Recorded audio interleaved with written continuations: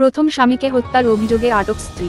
বৃহস্পতিবার রাত 10:30 বিশ্রামগঞ্জ জগাই বাড়ি এলাকায় বিশ্রামগঞ্জ বাপের বাড়িতে থাকা স্ত্রীর সাথে দেখা করতে হরিয়ানা থেকে এসেছিলেন নিহত রামধারী।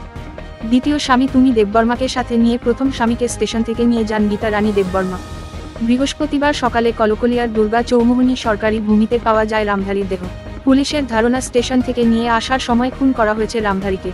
9:15 নাগাদ আমাদের থানাতে একটা টেলিফোনিক ইনফরমেশন আসে যে কলকলিয়াতে ফরেস্ট রিজার্ভ যে এরিয়া আছে এর ভিতরে একটা মৃত ব্যক্তির ডেড বডি পড়ে আছে। এই খবর পাওয়ার সাথে সাথে আমি আমাদের এসডিপি সাহেব, এসপি সাহেব, ডিভিশন এসপি সাহেব সবাইকে জানাই এবং আমরা একটা অফিসার সহকারে টিম করে আমরা ঘটনাস্থলে যাই।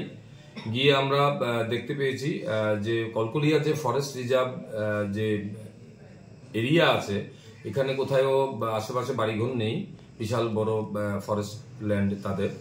তো এখানে একটা ডেড বডি রাস্তার পাশেই একটা দুপায়ে রাস্তা আছে, এর পাশে বাঁশের ঝাড়ের নিচে পড়ে আছে। ওর ব্লিডিং ইঞ্জুরি আছে, গলা কাটা আছে, এটুকু দেখতে পেয়েছি।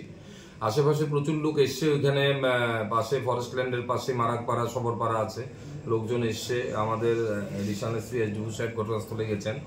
যেহেতু এটা আমরা প্রাইমারি তদন্ত দেখতে পেয়েছি এটা একটা মার্ডার, যে তখন আমরা সাথে সাথে আমাদের অথরিটির সাথে কথা বলে আমরা ফরেন্সিক টিম এবং ডগ স্কোয়াড আমরা আনি ঘটনাস্থলে।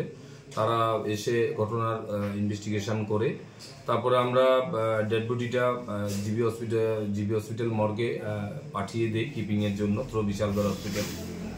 তো এখানে সার্চিং এর সময় দেখা গেছে ওর পকেটে একটা ট্রেনের টিকিট ছিল এবং একটা মোবাইল নাম্বার ছিল পকেটে। তো ওর সূত্র ধরে আমরা ওর নাম ঠিকানা কিছু আমরা একটা জানতে পেরেছি।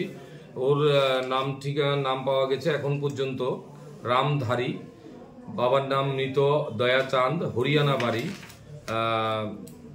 তো এই একটা অ্যাড্রেস আমরা মোবাইলের মাধ্যমে তদন্তের মাধ্যমে আমরা জানতে পেরেছি যে মোবাইল নাম্বারটা ছিল, তার সূত্র ধরেই আমরা একটু এগোতে পেরেছি। এখানে যেই নাম্বারটা ওর পকেটে ছিল ওটা এখানে আমাদের এখানে একজন গীতা রানী দেববর্মা একজন মহিলা আছে আমাদের ইয়েতে বিশ্রামগঞ্জ থানার আন্ডারে জগাইবাড়ি বলে একটা জায়গা আছে। এই মহিলাটা 2013 সালে সে হরিয়ানাতে গিয়েছিল ওনার প্রতিবেশী আরেকজন মহিলার সাথে।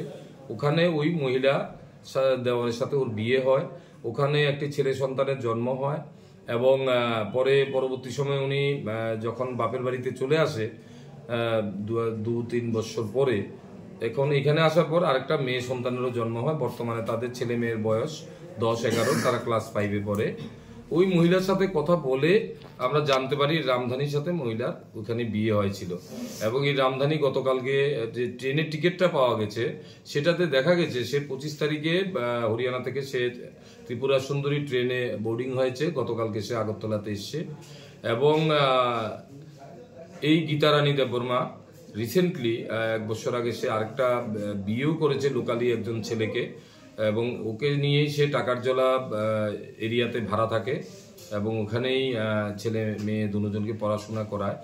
তো আজকে সকালে তারা গিয়েছিল আগরতলা স্টেশনে এবং স্কুটিতে করে ওই রামধানীকে নিয়ে তারা হাজব্যান্ড ওয়াইফ একসাথে এসছে।